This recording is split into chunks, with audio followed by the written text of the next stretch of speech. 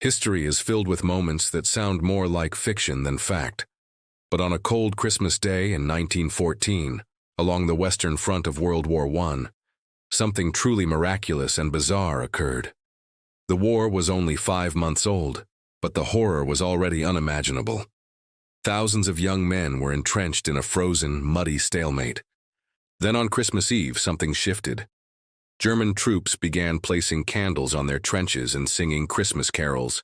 Stille Nacht, Silent Night, drifted across the desolate no-man's land. British soldiers, hearing the familiar tune, began to applaud and sing back in English. This musical exchange grew into something no general could have ever ordered or stopped.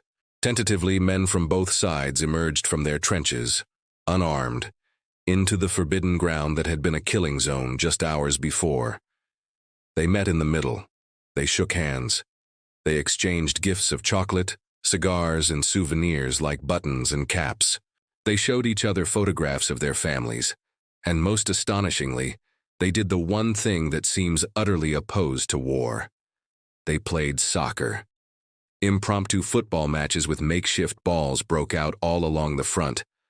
For a few precious hours, they weren't enemies, they were just men far from home, celebrating a sliver of peace. The high command on both sides was horrified. This widespread fraternization was strictly forbidden. The men were ordered back to their trenches, and the war, with all its terrible fury, soon resumed. But for one day, humanity won. It was an unofficial truce, a spontaneous act of peace that has never been repeated on such a scale. A fleeting, amazing moment where the spirit of Christmas proved stronger than the will to destroy.